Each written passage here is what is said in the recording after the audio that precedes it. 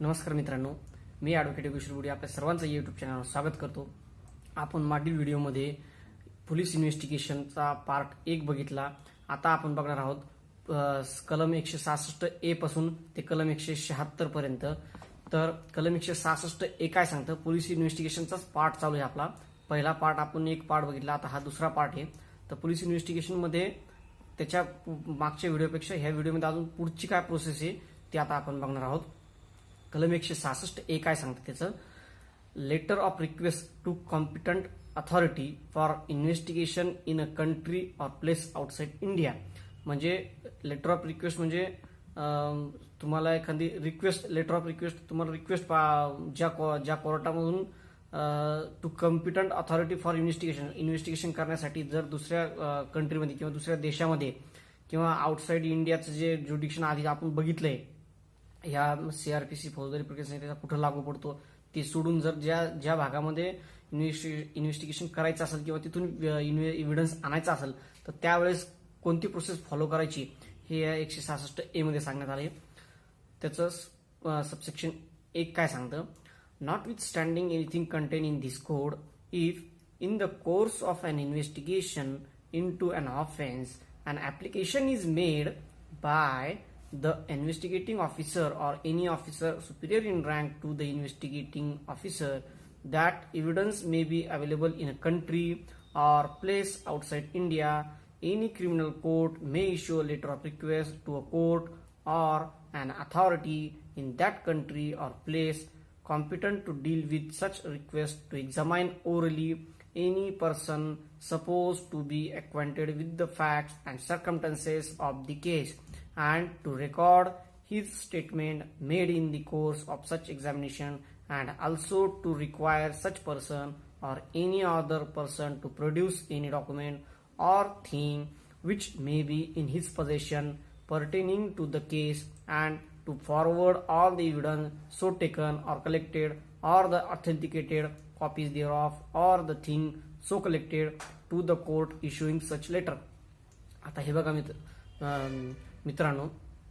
हे इंग्रजीमध्ये वाचणं अत्यंत आवश्यक आहे, कारण नेमकी कायद्याची भाषा काय आहे किंवा कायद्याची वर्डिंग काय, वर्ड टू वर्ड हे पहिले वाचून घेणं अत्यंत आवश्यक आहे. त्यानंतर त्याचं विश्लेषण पुढं साध्या आणि आपल्या सोप्या मराठी भाषेमध्ये सांगावं लागणार आहे. कारण आपण जर एक एक शब्द जर वाचला नाही तर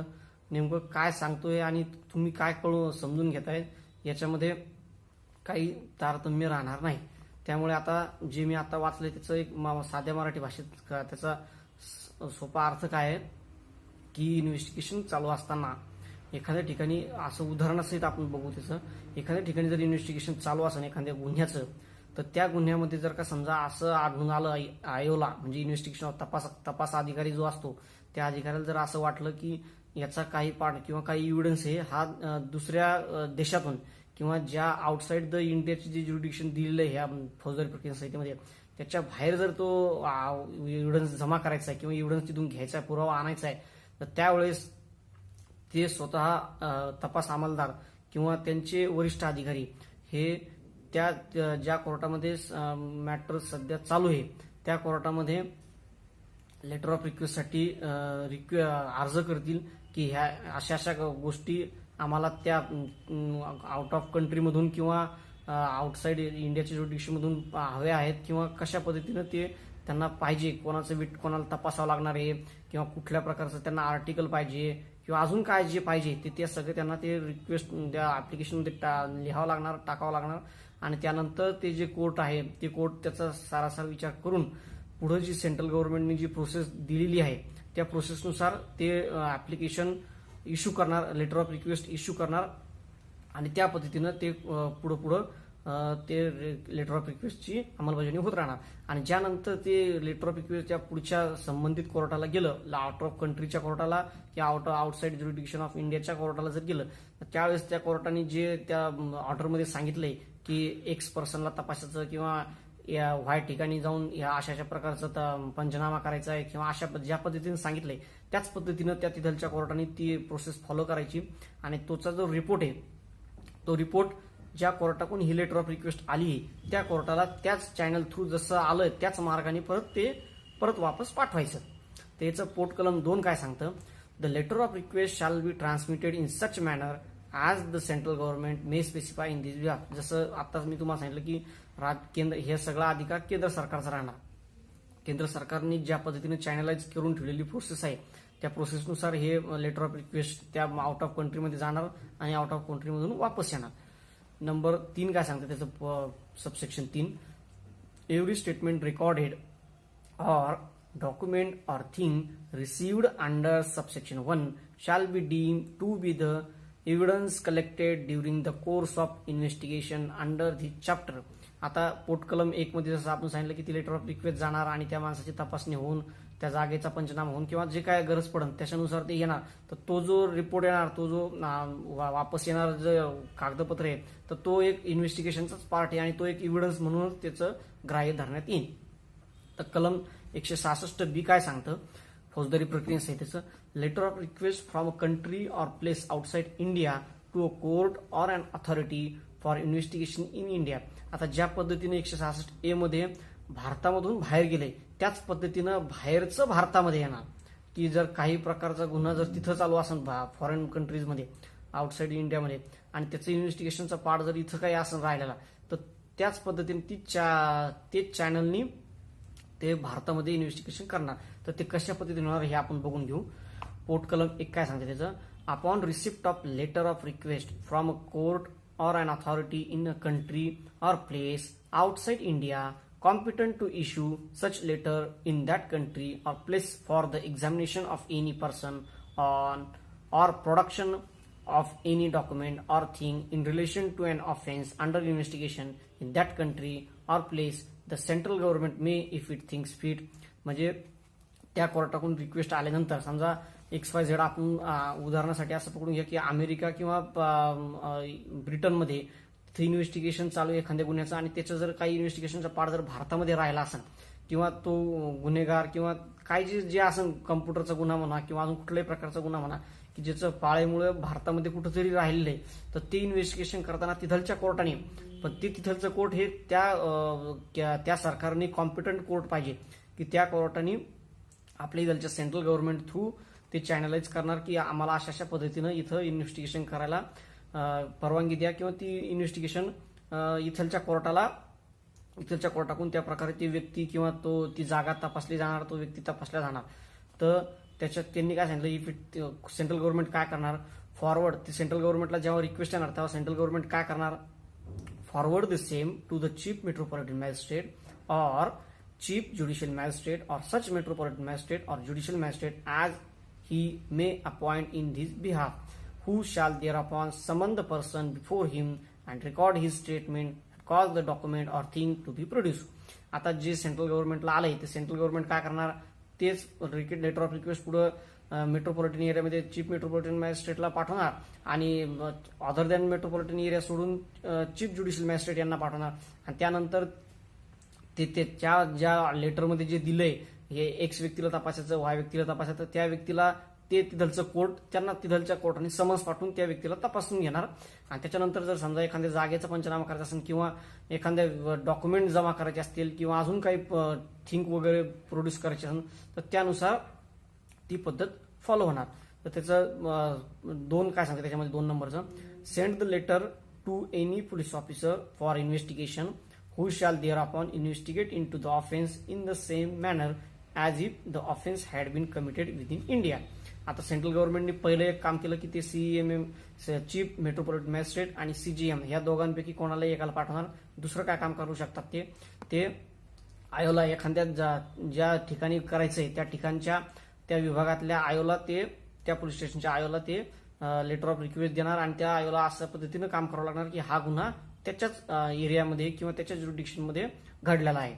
तर सबसेक्शन 2 काय सांगतं त्याचं 166B all the evidence taken or collected under subsection 1 or authenticated copies thereof or the thing so collected shall be forwarded by the magistrate or police officer as the case may be to the central government for transmission to the court or authority issuing a letter of request in such a manner as the central government may deem fit. जसं पहिले आपण बघितलं 166A मध्ये तिकडून आपल्याला त्याच चॅनलने येणार त्याच पद्धतीनं आपल्याकडेही जेव्हा भारतामध्ये जेव्हा अशा पद्धतीने लेटर ऑफ रिक्वेस्ट आलं तर त्या पद्धतीने त्याचं स्टेटमेंट वगैरे तपासून ते डॉक्युमेंट प्रोड्यूस करून डॉक्युमेंट वगैरे जप्त करून त्याच पद्धतीने ते परत रिटर्न त्याच मार्गाने ज्या कोर्टाने इश्यू केलंय त्याच कोर्टाला परत वापस त्या सगळे डॉक्युमेंट वगैरे वापस जाणार. तर 167 काय सांगतं आता लक्षात द्या मित्रांनो, 167 हा अत्यंत महत्वाचा सेक्शन आहे फौजदारी प्रक्रिया संहितेमध्ये, ज्याला आमच्या कायद्याच्या बोलीभाषेत त्याला डिफॉल्ट बेल म्हणजे निश्चित बेल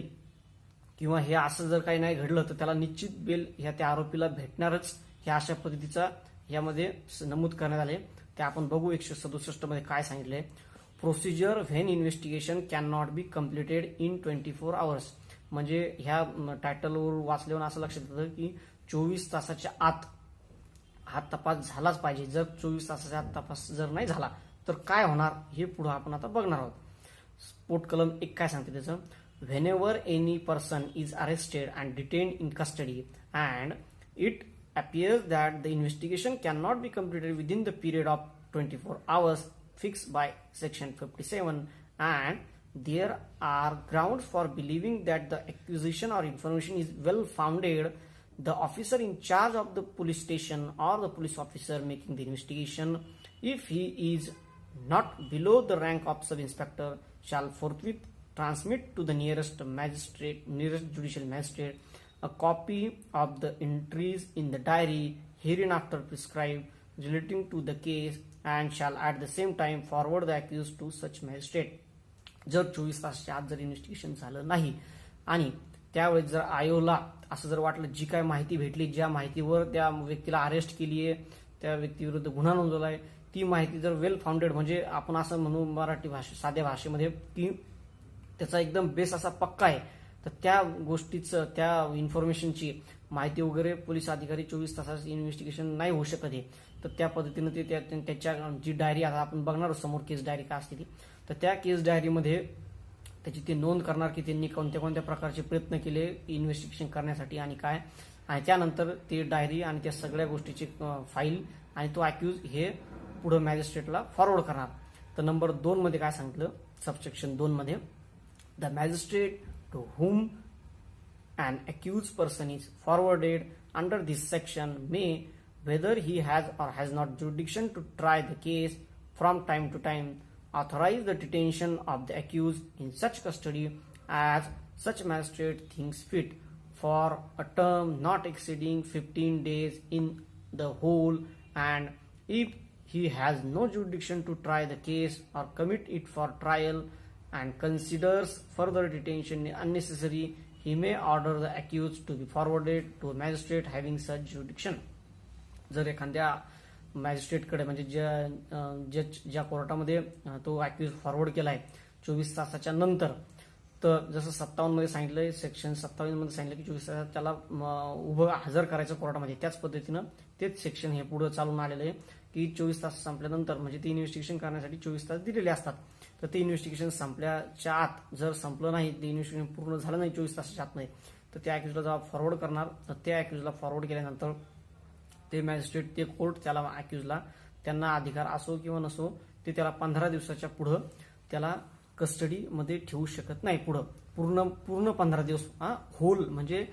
पूर्ण त्याची अटक केल्याच्या नंतर त्याचे ते दिवस पण त्याच्यामध्ये त्याला पकडले जातात आणि त्याला पूर्ण होल 15 दिवस त्याला 15 दिवसाच्या पुढं कस्टडीमध्ये ठेवू शकणार नाही. तर त्याच्या पुढे काय सांगितले अजून, जर त्या मॅजिस्ट्रेटला वाटलं की मला ज्युरिडिक्शन नाही, म्हणजे त्या मॅजिस्ट्रेट साहेबांना असं वाटलं की त्यांना ज्युरिडिक्शन नाही त्या कोर्टाचं, त्या अॅक्यूजचं, त्या ऑफेन्सचं, आणि हा गुन्हेगार आहे याला अननेसेसरी डिटेन्शन करण्याची काही आवश्यकता नाही, त्यावेळेस ते अॅक्यूजला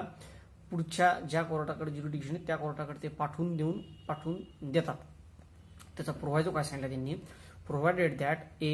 the magistrate may authorize the detention of the accused person otherwise than in custody of the police. आता otherwise than in police custody म्हणजे पोलीस कस्टडी सोडून, आता पहिले काय बोललं होतं 15 दिवसाची फक्त पोलीस कस्टडी देऊ शकतात. 15 दिवसापर्यंत हे लक्षात ठेवा, पूर्ण जी पोलीस कस्टडी ती फक्त 15 दिवसापर्यंत देऊ शकतात. फक्त फौजदारी प्रक्रिया संहितेमध्ये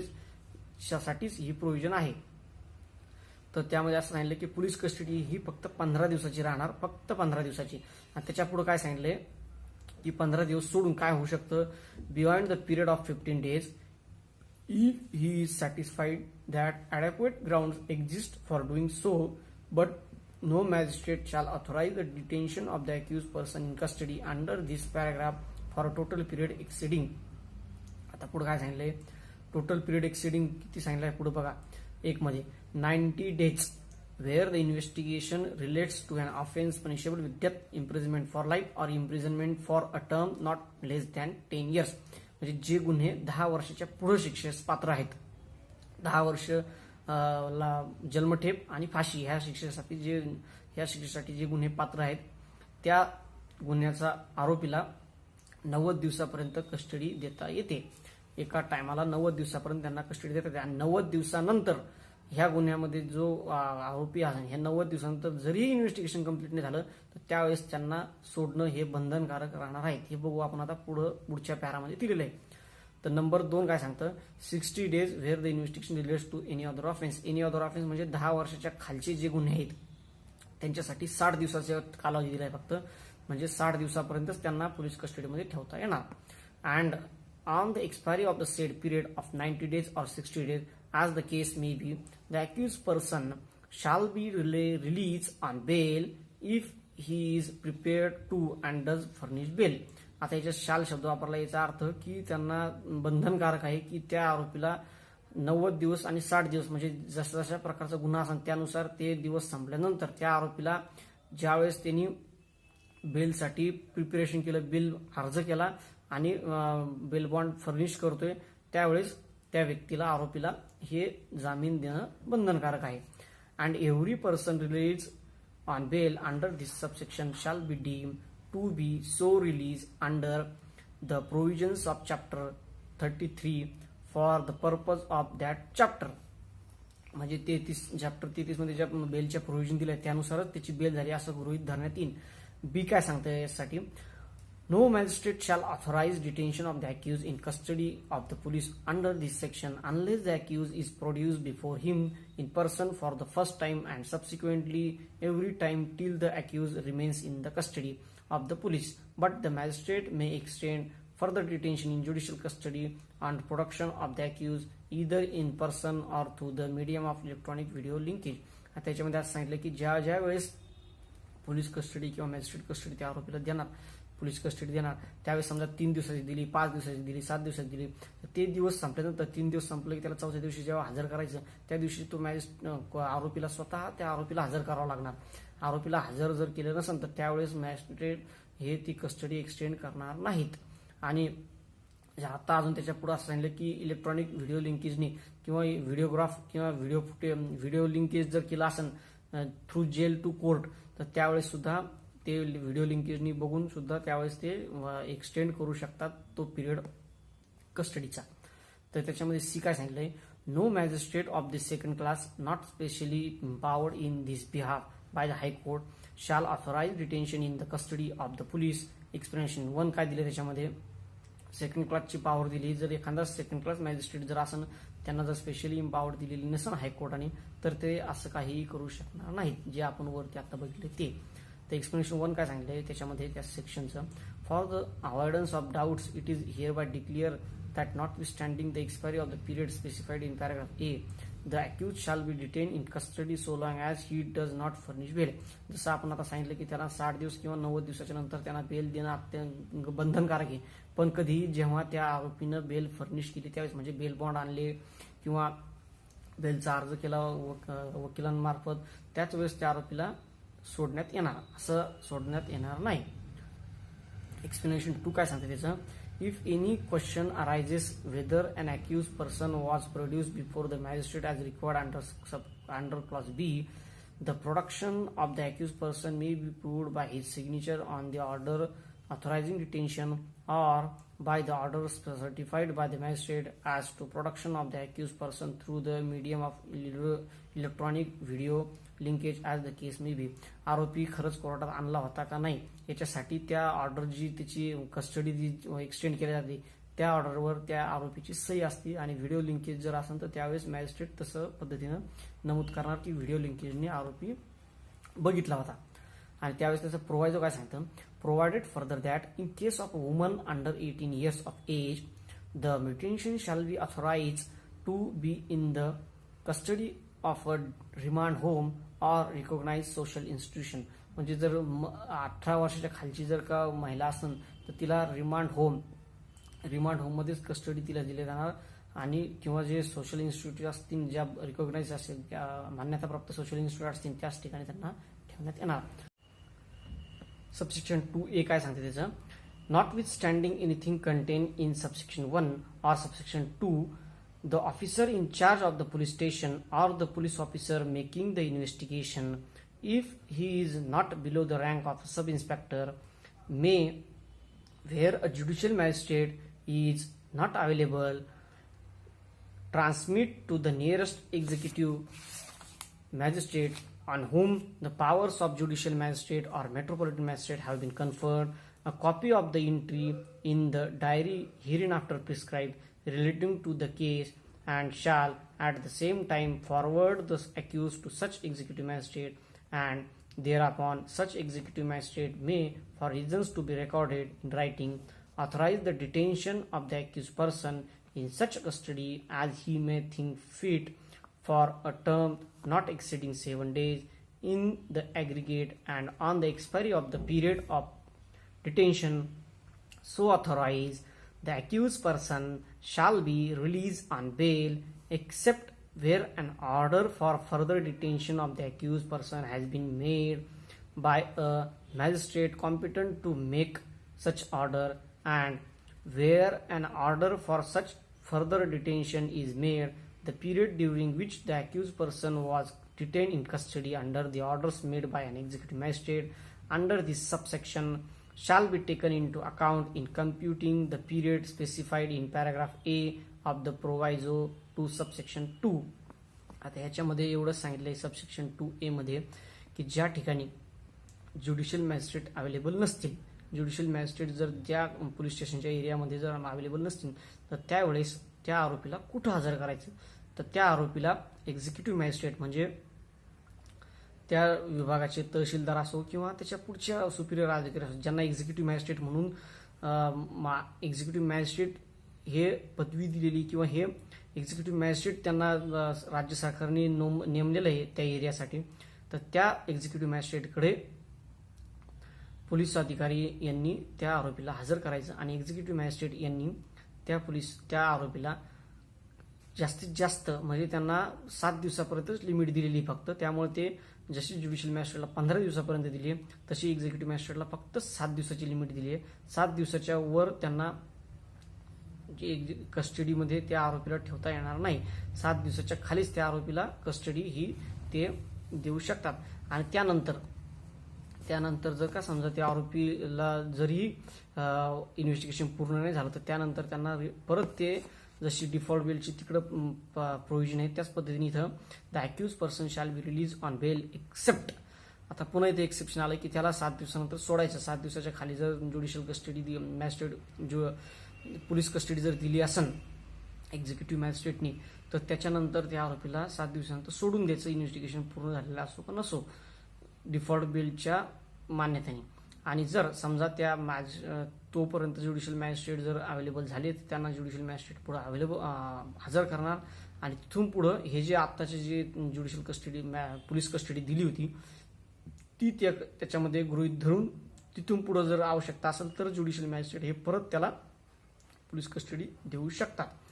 तर त्याचा प्रोव्हायजो काय सांगतो अजून पुढे त्याला, provided that before the expiry of the period aforesaid, the executive magistrate shall transmit to the nearest judicial magistrate the records of the case together with a copy of the entries in the diary relating to the case which was transmitted to him by the officer in charge of the police station or the police officer making the investigation as the case may be. जसं मी आता सांगितलं की executive magistrate हे त्यांना police custody त्या आरोपीला दिल्यानंतर ते सगळं त्याचा फाईल वगैरे सगळे त्या आरोपीची हे त्यांचे जे जवळपासचा जो ज्युडिशियल मॅजिस्ट्रेट आहे त्यांच्याकडे ती फाईल वर्ग करणार म्हणजे ट्रान्समिट करणार ती फाईल आणि तिथून पुढे त्याचं काम ज्युडिशियल मॅजिस्ट्रेट बघणार. 3 काय सांगतं, सबसेक्शन 3 काय सांगतं त्या कलम 167 subsection 3, a magistrate authorising under this section detention in the custody of the police shall record his reasons for doing so.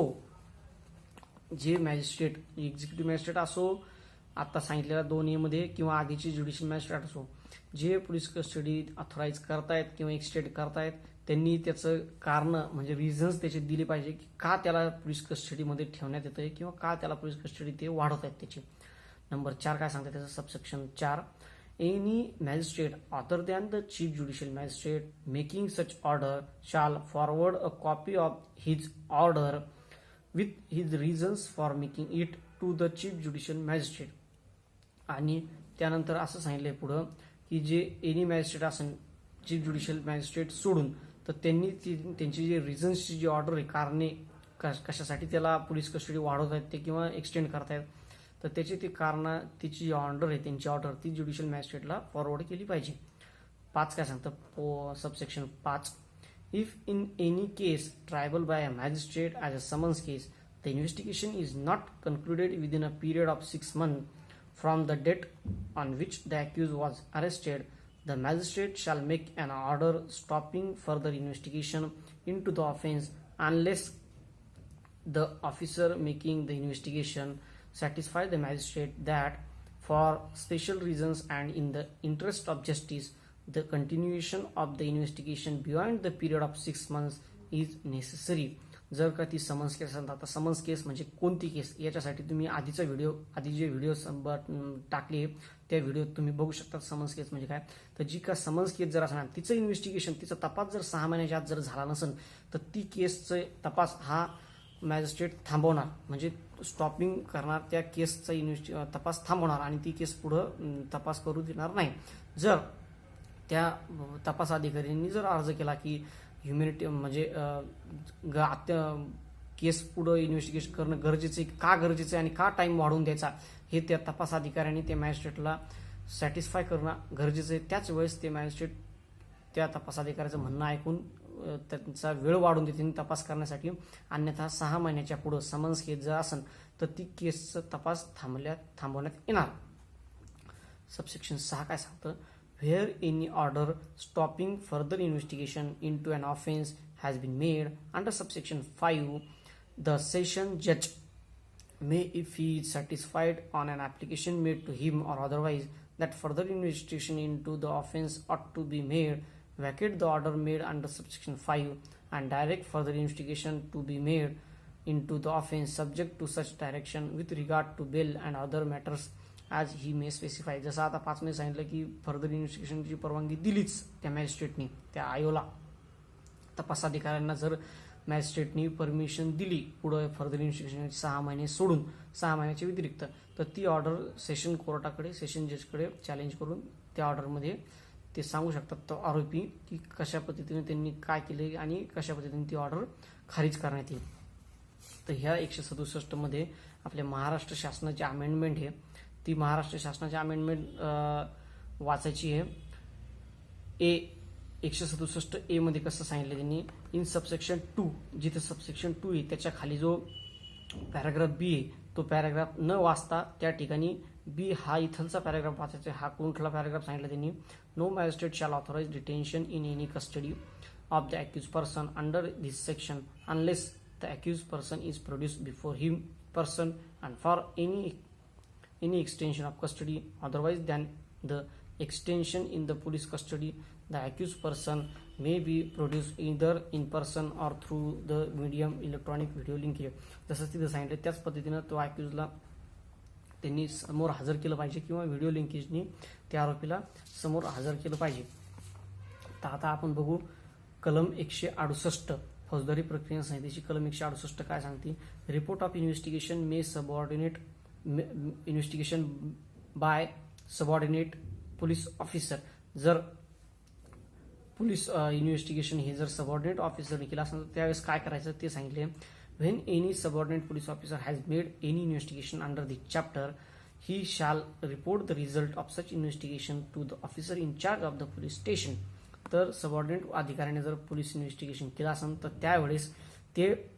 इन्व्हेस्टिगेशनचे paper हे त्यांच्या सुपिरियर अथॉरिटी म्हणजे त्यांचे ठाणे अंमलदार जे असतील त्यांच्याकडे देणार आणि ठाणे अंमलदार नंतर मग ते पुढं फॉरवर्ड करणार. तर कलम 169 काय सांगतं, release of accuse when evidence deficient.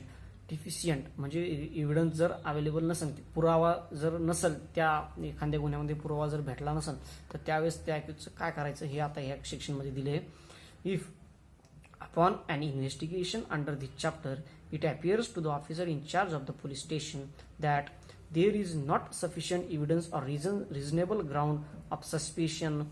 to justify the forwarding of the accused to a magistrate, such officer shall, if such person is in custody, release him on his executing a bond with or without surety, as such officer may direct to appear if and when so required before a magistrate empowered to take cognizance of the offense on a police report and to try the accused or commit him for trial.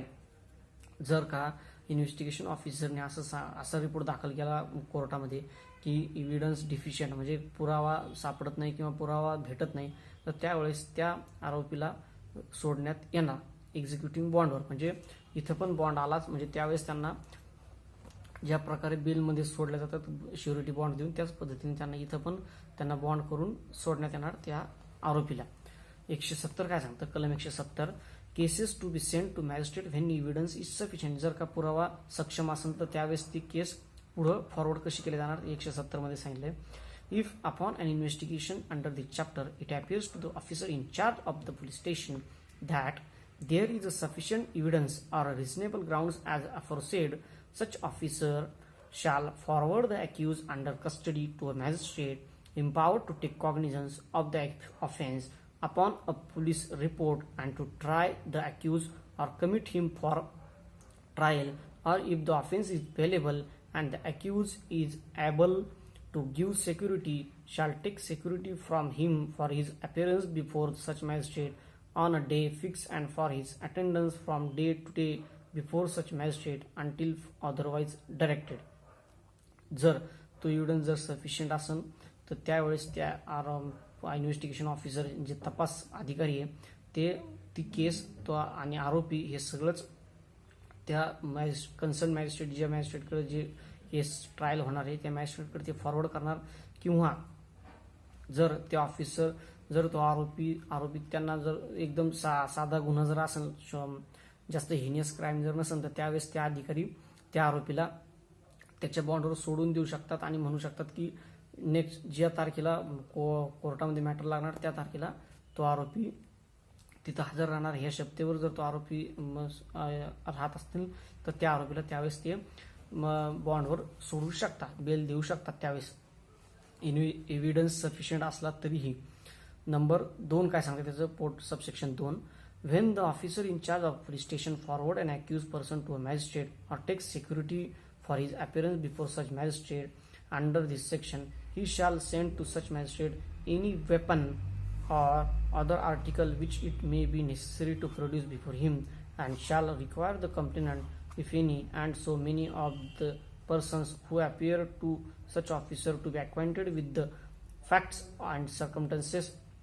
of the case as he may think necessary to execute a bond, to appear before the magistrate as thereby directed and prosecute or give evidence as the case may be in the matter of the charge against the accused. जसं subsection 1 मध्ये सांगण्यात आलंय, बघितलं आपण की अक्युजला श्युरिटी बॉन्डवर की मी कोर्टात हजर राहणार ह्या बॉन्डवर सोडण्यात येतं. त्याच पद्धतीनं जे कंप्लेंट आहे, इन्फॉर्मंट आहे आणि ज्या लोकांना म्हणजे विटनेसेस म्हणायला पाहिजे, जे लोकांना त्या फॅक्टची पूर्णपणे माहिती म्हणजे विटनेसेस ते, तर त्या विटनेसेसला सुद्धा बॉन्ड करून घेण्यात येणार त्यांच्याकडून की आम्ही ह्या कोर्टामध्ये अशा तारखेला आम्ही हजर राहणार, ह्या शब्देवर त्यांच्याकडून बॉन्ड करून घेण्यात येणार त्यांना हजर राहण्यासाठी. तर सबसेक्शन 3 काय सांगते याचं, if the court of the chief judicial magistrate is mention in the bond, such court shall be held to include any court to which such magistrate may refer the case for inquiry or trial, provided reasonable notice of such reference is given to such complainant or persons. त्या बॉन्डमध्ये जर का chief judicial magistrate असं mention असेल तर त्यावेळेस त्या chief judicial मॅजिस्ट्रेटच्या under जेवढे magistrate आहेत त्यांच्या कुठल्याही एका मॅटर कोर्टामध्ये ते मॅटर चालणार आणि त्या पद्धतीची स्पेसिफिक नोटीस ही त्या इन्फॉर्मंटला म्हणजे जो ज्यांनी कंप्लेंट दाखल केली त्याला आणि विटनेसेसला नोटीस जाणार की नेमक्या कुठल्या कोर्टामध्ये हे मॅटर त्याची ट्रायल होणार. पोर्ट कलम 4 काय सांगते त्याचं, the officer in whose presence the bond is executed shall deliver a copy thereof to one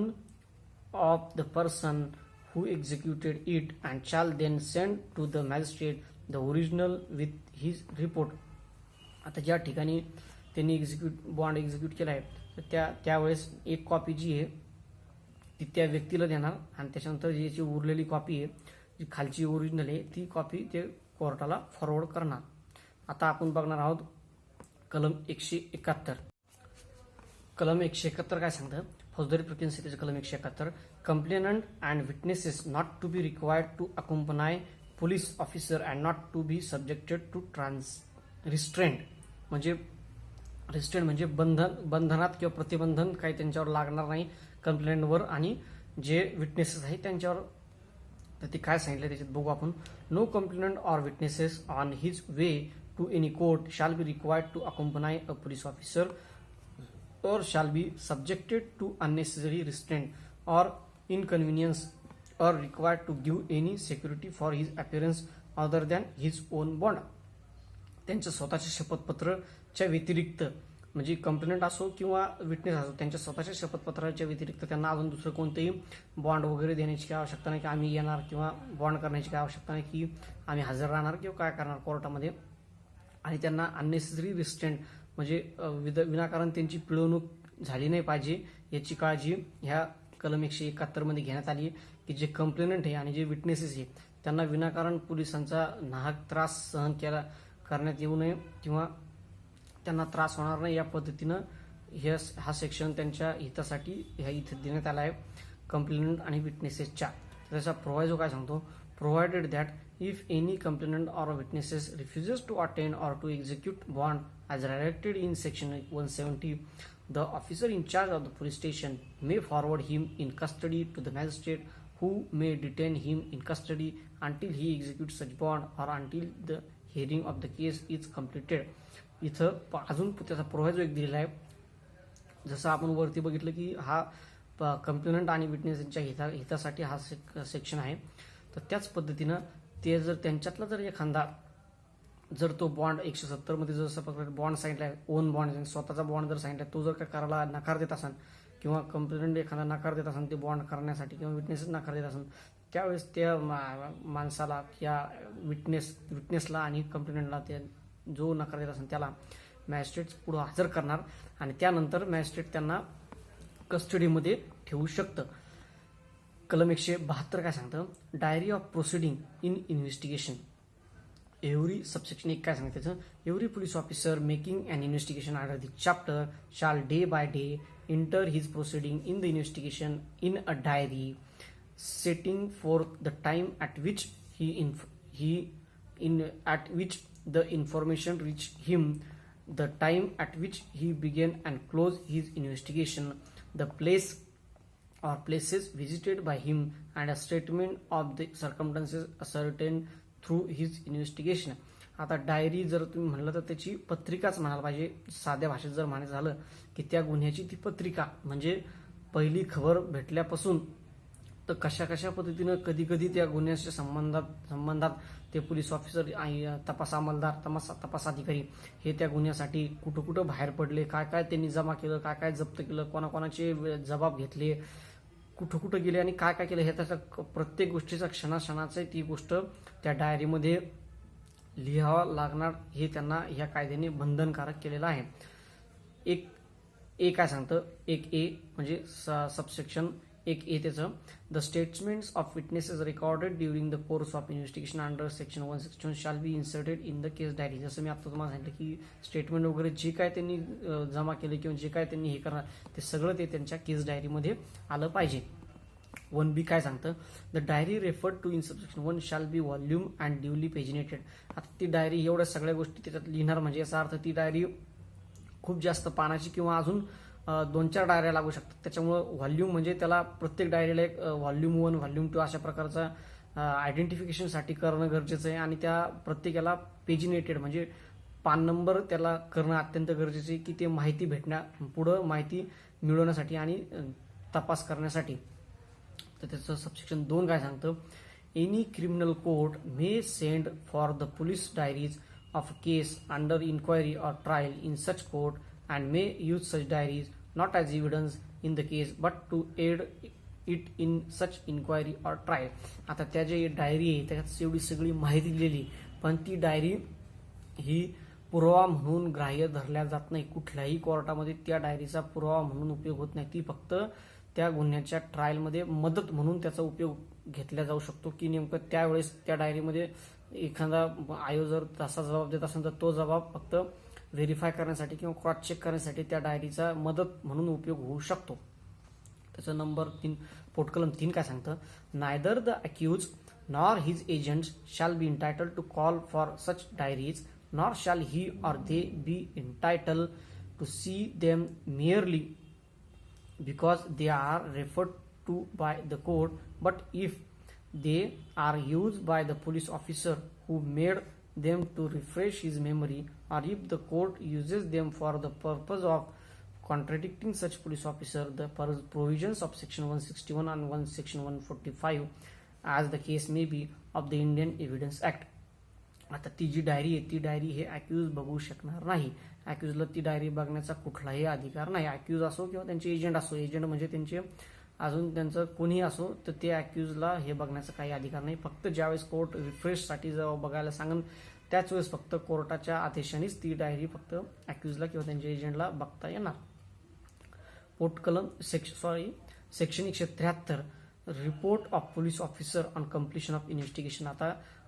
report कशा पद्धतीने दाखल होतो त्याला आपण बोली भाषेमध्ये चार्जशीट म्हणतो. ते 173 अंतर्गत चार्जशीट दाखल होती, तर ती कशा पद्धतीने दाखल होती हे आता आपण बघू.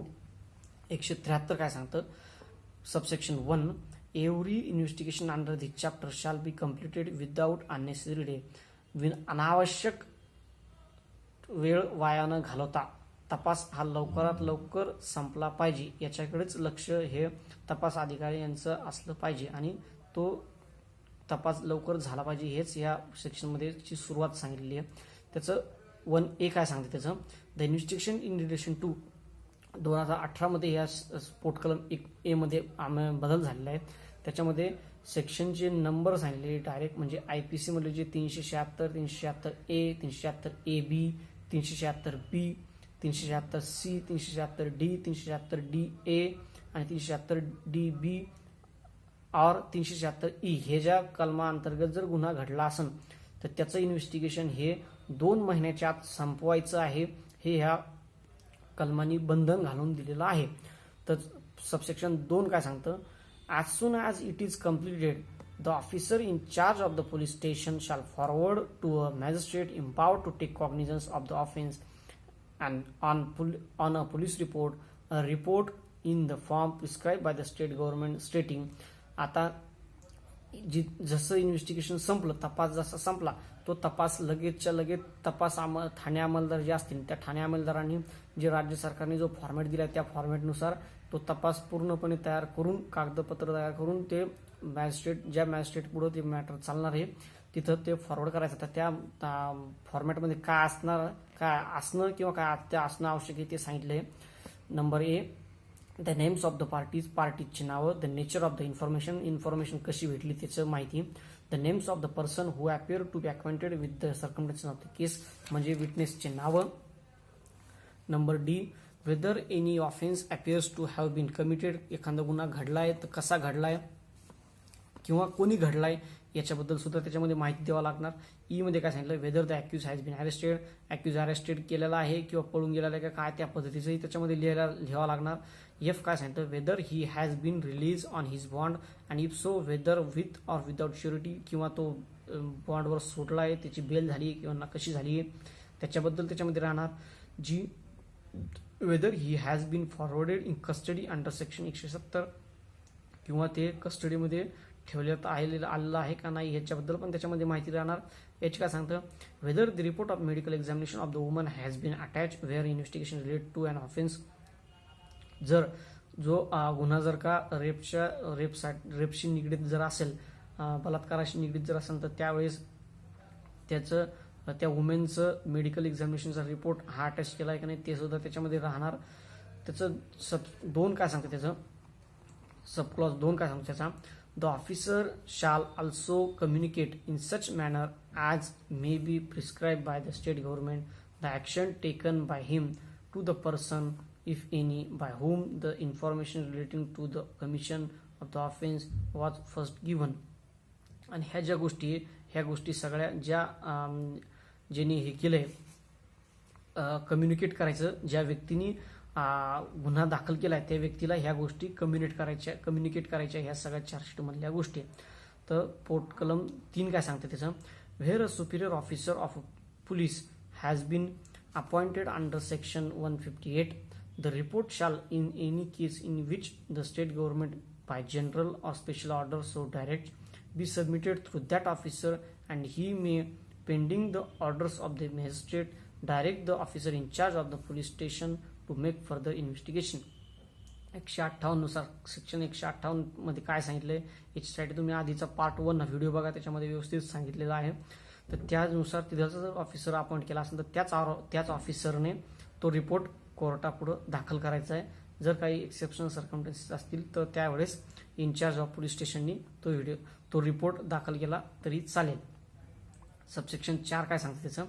Whenever it appears from a report forwarded under this section that the accuse has been release on his bond, the magistrate shall make such order for the discharge of such bond or otherwise as he thinks fit. जर का तो आरोपी बेलवर सुटलेला असेल तर त्यावेळेस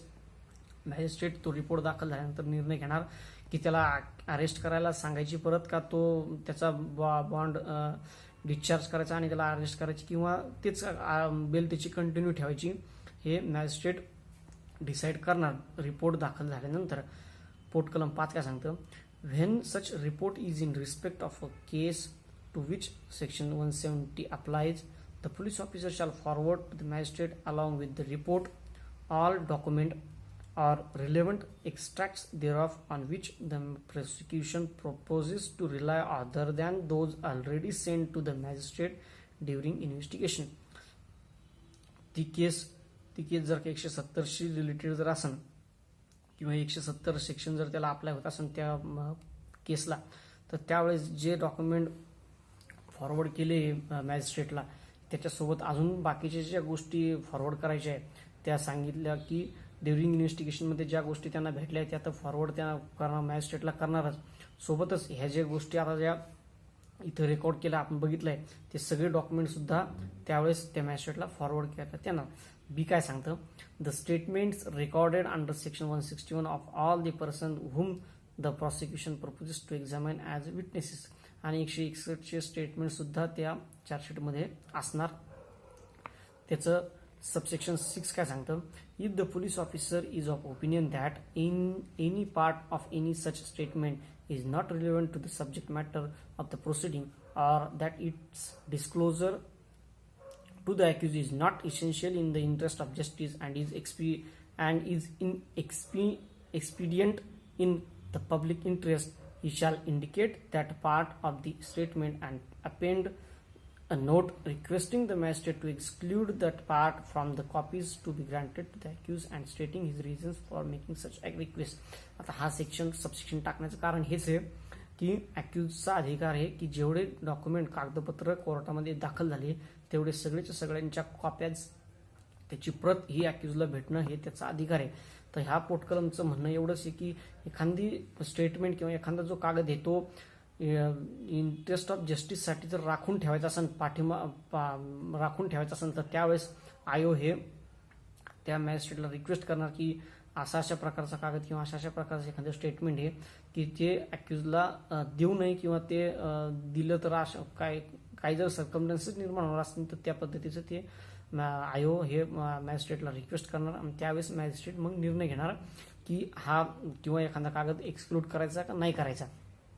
आरोपीला देण्यापासून. पोर्ट कलम 7 काय सांगतं, where the police officer investigating the case finds it convenient so to do, he may furnish to the accused copies of all or any of the documents referred to in subsection 5. जसं मी आता सांगितलं तुम्हाला की subsection 5 मध्ये जेवढे काही document दिले, जेवढं काही सांगितलंय, ह्या सगळ्या गोष्टी अॅक्युजला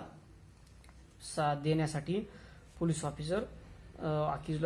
ऑफिसर हे अॅक्युजला देणार. पोर्ट कलम 8 काय सांगतं, nothing in this section shall be deemed to preclude further investigation. हे महत्वाचं आहे हा. पोर्ट कलम 8 काय सांगते त्याचं, nothing in this section shall be deemed to preclude further investigation in respect of an offense after a report under subsection 2 has been forwarded to the magistrate, and where upon such investigation the officer in charge of the police station obtains further evidence, oral or documentary, he shall forward to the magistrate a further report of or reports regarding such evidence in the form prescribed, and the provisions of subsection 2 to 6 shall, as far as may be, apply in relation to such report or reports as they apply in relation to a report forwarded under subsection 2. आता याच्यामध्ये असं सांगितलंय की प्रिक्ल्यूड further investigation म्हणजे म्हणजे जसं आपण ऐकलं की पुरवणी आरोपपत्र म्हणजे एकदा आरोपपत्र दाखल झालं, आता 173 नुसार आरोपपत्र दाखल झालं, तरीही आयोगाने जर परत त्यांना अजून काही एव्हिडन्स भेटला किंवा अजून काही जर माहिती भेटली त्या गुन्ह्याशी संबंधित, तर ते त्या पद्धतीचा परत हे सगळ्या पद्धतीवरच्या सगळे फॉलो करून परत ते पुरवणी आरोपपत्र हे दाखल करू शकतात. एकदा रिपोर्ट दाखल केला याचा अर्थ असा नाही की त्यांना परत आरोपपत्र तयार करता येणार नाही, असं या पोर्ट कलम 8 मध्ये सांगितलंय. म्हणजे परत त्यांना इन्व्हेस्टिगेशन करता करता अजून काही गोष्टी आढळून आल्या, अजून काही माहिती भेटली, तर ती सगळी माहिती, तो सगळा एव्हिडन्स, हे सगळं ते परत पुरवणी आरोपपत्रामध्ये दाखल करू शकतात कोर्टामध्ये. तर सेक्शन 174 काय सांगतं, police to inquiry and report on suicide etcetera. आता इन्व्हेस्टिगेशनचा मेन पार्ट जर आपण बघायचं म्हटलं तर तो आता संपला आहे असं म्हणण्यात काय अर्थ नाही. संपला आहे म्हणण्यात असं म्हणलं काय अर्थ ना हरकत नाही. आता आपण 174 हे बघणार आहोत. याच्यामध्ये जर सुसाईड वगैरे काय गोष्टी जर झाल्या असेल तर त्यावेळेस पोलिसांची काय जबाबदारी आहे हे आपण बघणार आहोत. त्याचं पोर्ट कलम 1 काय सांगते 174चं, when the officer in charge of police station or some other police officer specially empowered by the state government in that behalf receives information that a person has committed suicide or has been killed by another or by an animal or by machinery or by an accident or has died under circumstances raising a reasonable suspicion that some other person has committed an offense, he shall immediately give intimation thereof to the nearest executive magistrate empowered to hold inquest, and unless otherwise directed by any rule prescribed by the state government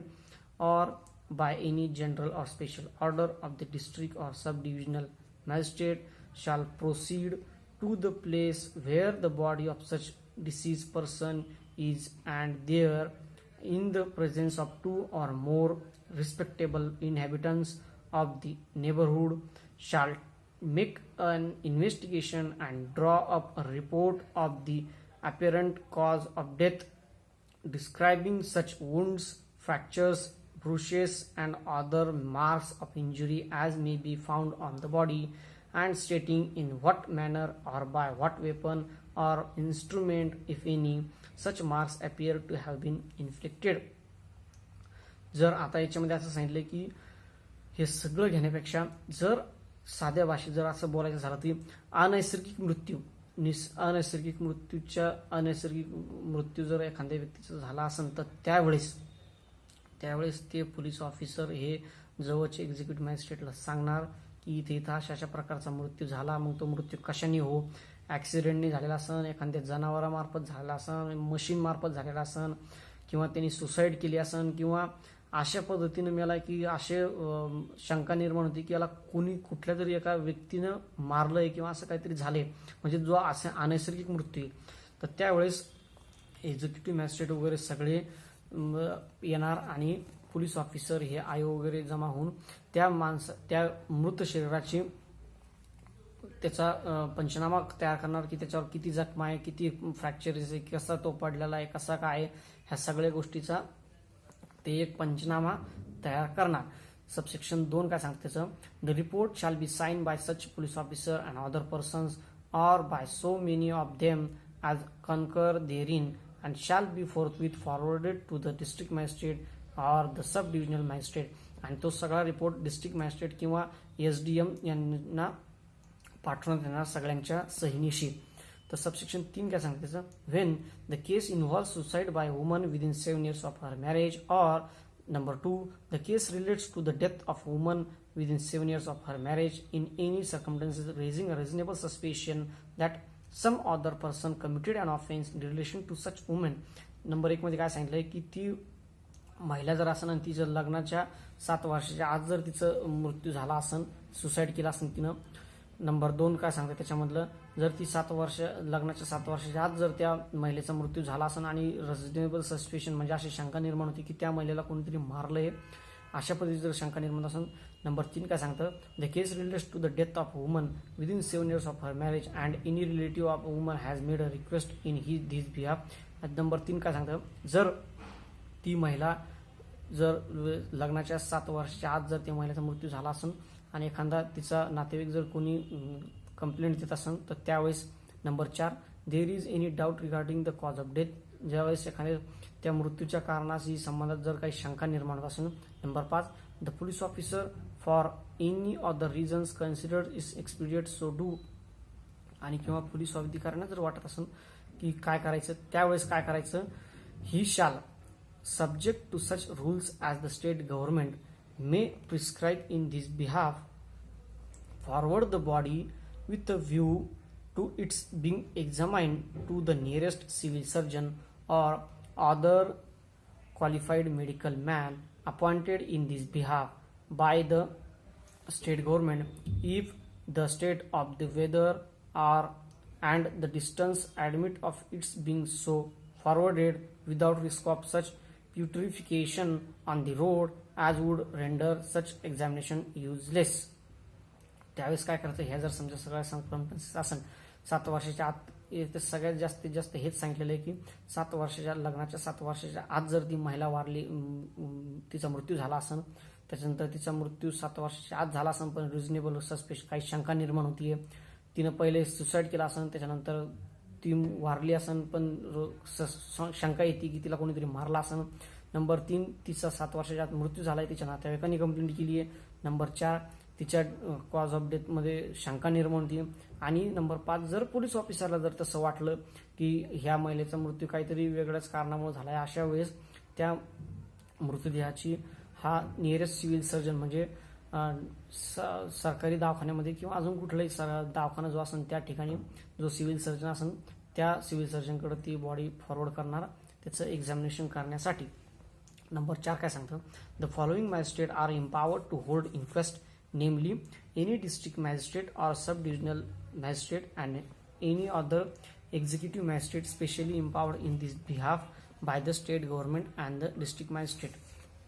आता जसं सांगितलं की inquest पंचनामा कोण करणार, तर त्या सांगितलं नंबर 4 मध्ये की डिस्ट्रिक्ट मॅजिस्ट्रेट करू शकतात, सब डिव्हिजनल मॅजिस्ट्रेट करू शकतात आणि दुसरा कुठलाही एक्झिक्युटिव्ह मॅजिस्ट्रेट ज्यांना राज्य सरकारने किंवा डिस्ट्रिक्ट मॅजिस्ट्रेटनी पॉवर दिली आहे इन्क्वेस्ट पंचनामा करण्यासाठी. कलम 175 काय सांगतं, power to summon persons. A police officer proceeding under section 174 may by order in writing summon 2 or more persons as aforesaid for the purposes of the said investigation and any other person who appears to be acquainted with the facts of the case, and every person so summoned shall be bound to attend and to answer truly all questions other than questions the answer to which would have a tendency to expose him to a criminal charge or to a penalty or forfeiture. आता जसं 174च्या पुढं जे जाणार आहे, 174 कलम 174 नुसार police officer जे proceeding करणार आहेत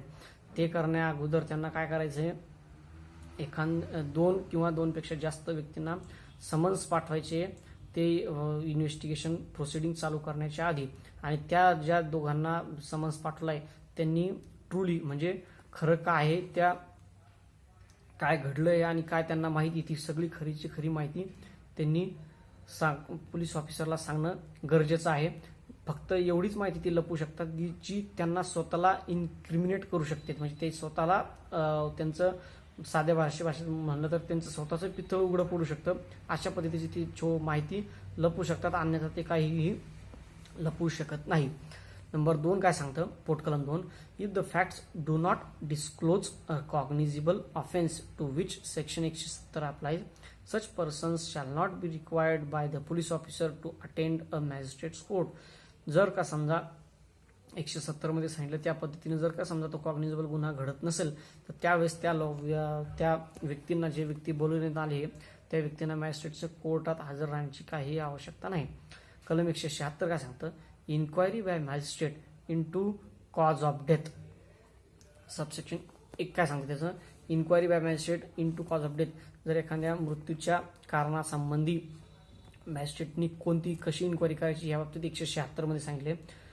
त्याचं पोटकलम 1 काय सांगतं, when the case is of the nature referred to in clause 1 to clause 2 of subsection 3 of section 174, जसं आपण 174 मध्ये सांगितलंय बघितलंय, ते जर का असेल तशा पद्धतीचा जर गुन्हा घडलेला असेल तर त्यावेळेस काय करायचं, the nearest magistrate empowered to hold inquest shall and in any other case mentioned in subsection 1 of section 174, any magistrate so empowered may hold an inquiry into the cause of death either instead of or in addition to the investigation held by the police officer, and if he does so he shall have all the powers in conducting it which he would have an in holding an inquiry into an offense. त्याला त्याच्याशी जास्त म्हणजे police investigation करण्याच्या व्यतिरिक्त किंवा police इन्व्हेस्टिगेशनला ॲडिशनमध्ये हे magistrate त्यांचं स्वतःचं इन्क्वायरी करू शकतात. जे 174 मधले जे दिलेल्या प्रकार आहेत त्या प्रकारासाठी सुसाईडची जर गोष्ट असेल तर त्यावेळेस ज्युडिशियल मॅजिस्ट्रेट हे इन्क्वायरी करू शकतात. तर ती कशा पद्धतीने ते सांगितले, where any person dies or disappear or rape is alleged to have been committed on any woman, while such person or woman is in the custody of the police or in any other custody authorized by the magistrate or the code under this code, in addition to the inquiry or investigation held by the police, an inquiry shall be held by the judicial magistrate or the metropolitan magistrate as the case may be, within whose local jurisdiction the offense has been committed. आता याच्यामध्ये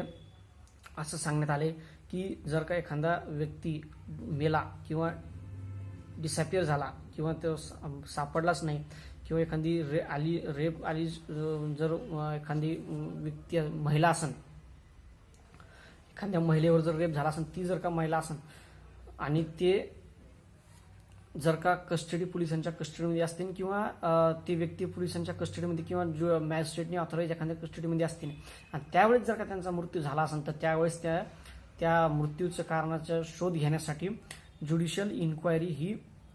ह्या कलमनुसार, ह्या 176 कलमनुसार ती judicial inquiry ही चालू होणार.